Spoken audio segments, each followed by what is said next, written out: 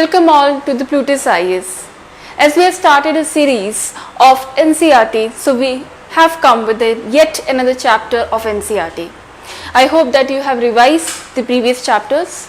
The topic that I have taken today is the motion of the earth, a very important topic, and fundamentally also you have to be very sure of the conceptual part of this chapter. So the motions of the earth, two things are very important in this chapter, the rotation and revolution. Lot of students come to me and they get confused between rotation and revolution. So let's decode that how these two phenomena brings in to the value. For example, rotation brings what? Day and night. Revolution brings seasons. Then how they are bringing it, we will see through the NCERT, and I will be explaining each and every part of it. So what does the text says? So I will be reading out the major portion. Rotation is the movement of the earth on its axis. The movement of the earth around the sun in a fixed path or an orbit is a revolution. Do not get confused. Rotation is the motion of the earth on its own axis. For example, if I say this is the earth, okay, and this is the orbit, right? This is the orbital plane.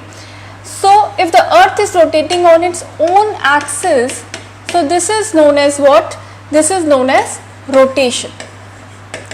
But if it revolves along with the movement of the earth, it also moves around the sun or any other star, then what it will bring? It will bring the revolution. This phenomena is known as revolution. Okay, the axis of the earth, which is imaginary line, makes an angle of 66 with the orbital plane. So the angle which this is making, this is the angle which is being made is 66.5 degree. Due to the spherical shape of the earth, only half of it gets the light from the sun at a time. So what is happening? Because of the tilt of the earth, what is happening? Only certain portion of the earth is getting the light at one particular time, and when it's rotate, then what happens? The side which is not nearer to the or not facing to the sun will have the night, and the side which is facing the sun will have the day. This is a very simple phenomena, but you have to imagine a lot in order to understand. Okay, so the second motion of the earth around the sun is revolution. It takes approx 365.5 or 1/4, I would say 365.25 days to revolve around the sun, right? So if I consider the revolution, then what it is bringing? It is bringing seasons to us, right? What is the season that is bringing? Summer, spring, autumn and winter. And also we will understand that the equinox will have what? Equal day and night. This is what we see. But in the summers we'll have the hot, warm wind. The days are longer. While in the winter, what will happen? The nights are longer. Okay, 6 hours saved every year added to make 24 days over a span of 4 years. Now understand, the revolution also brings what? We have normal days, for example 365.25, and also we have 366 days, which we call that year as a leap year, right? So why does every 4th year February is of 29? So we'll add one more day, and that's why we have 366 days after every 4 years. Okay, so it is clear that the earth is going around the sun in an elliptical orbit. Always understand that the earth is not arbitrarily moving around the sun. It has a fixed plane, it has a fixed orbital, which we call it as elliptical orbit. That elliptical orbit is not circular, it is elliptical, means it is having, it will be differing in the distance from the sun at different position. With respect to the sun, the distance between the earth and the sun will be changing. Okay.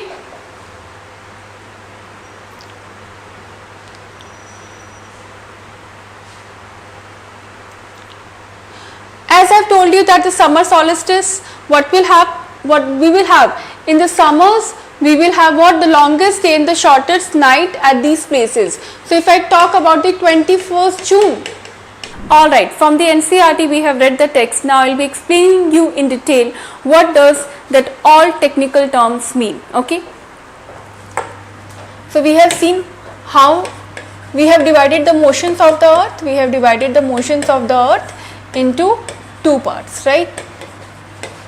One is the rotation, which is bringing what? The day and night. What is the phenomena of rotation? Rotation is movement of the earth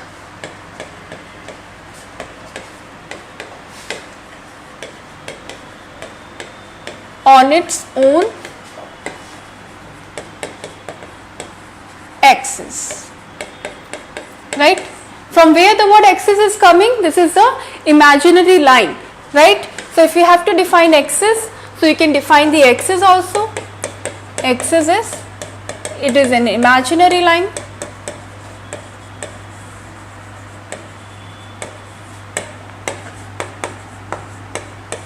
passing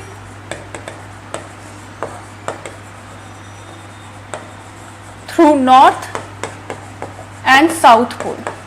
Please make sure that you know this is just imaginary, it does not exist in reality, okay? This is for the reference to understand the movement of the earth, to understand the whole part phenomena, how they are behaving, the earth is behaving with respect to the sun. That's why we have made an imaginary axis. Now, what is rotation? Rotation we have described. Now, what is revolution? Revolution is bringing seasons. And how it is bringing seasons? By revolving around the sun. By revolving around the sun, it is bringing what? Seasons it is bringing. Now because it is tilted, okay? Because, and why? Because of the tilt of the Earth's axis, it is possible that we can have these seasons, otherwise we won't have any season. Now try to understand in detail. So this is the imaginary line that we talk about, okay? This is the rotation axis, this is imaginary line. With this it is making what? 23.5 degree. And here 66.5 degree, okay? Because it is tilted, right? Imagine it like this. Imagine the plane like this. Because it is tilted, that's why we are having what? Season. So in the summers, what will happen? Revolution if we will discuss. In the summers, the sun rays will fall majorly on the northern hemisphere. They will fall majorly on the northern hemisphere. Therefore, northern hemisphere will experience summers. Will experience summer, right? And the days will be longer and the nights will be shorter.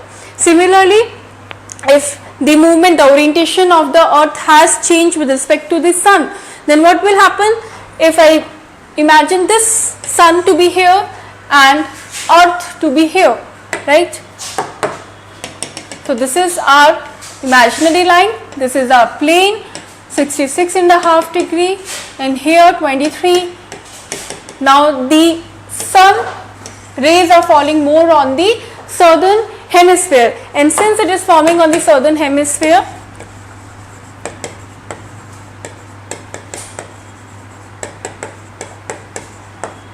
then northern hemisphere will experience what? Winters. Okay. Now also a lot of people have the confusion between the what is elliptical orbit, what is orbital plane, right? Imaginary axis we have discussed, but what is orbital plane? So orbital plane is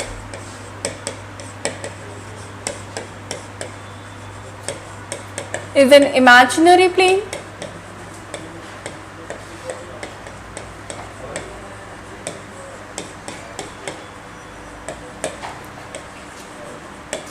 In which the object orbiting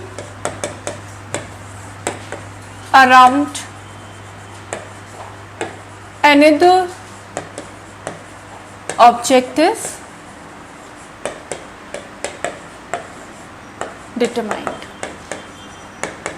Okay, so basically orbital plane is an imaginary plane. Okay, it's a plane in which what one is orbiting and around which with respect to some celestial body only, right?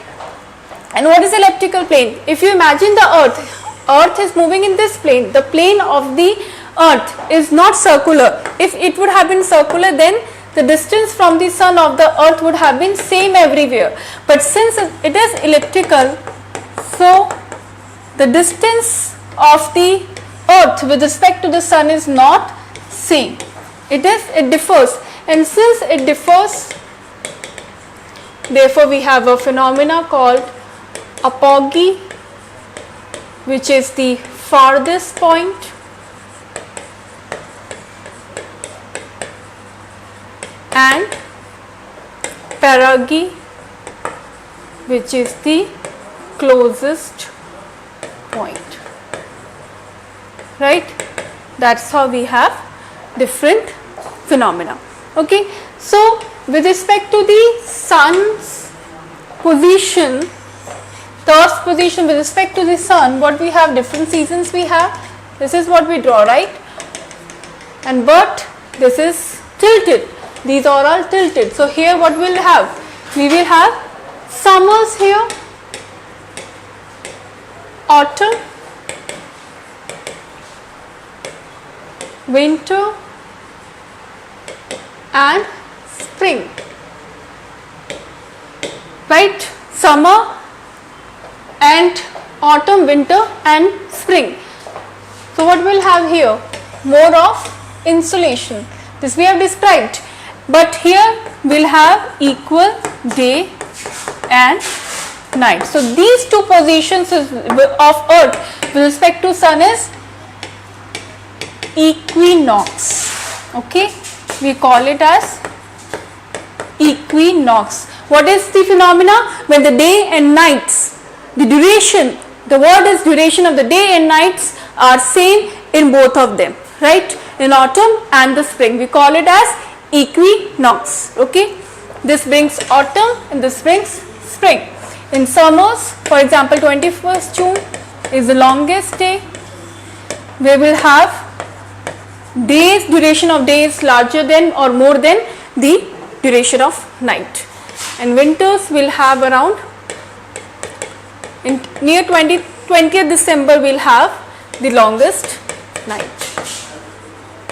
Okay, so why we are having rotation, revolution, what is elliptical orbit, what is orbital plane, how does it behave? So we have done all of them, and I hope that this lecture is really going to help you in understanding the concept. Thank you so much.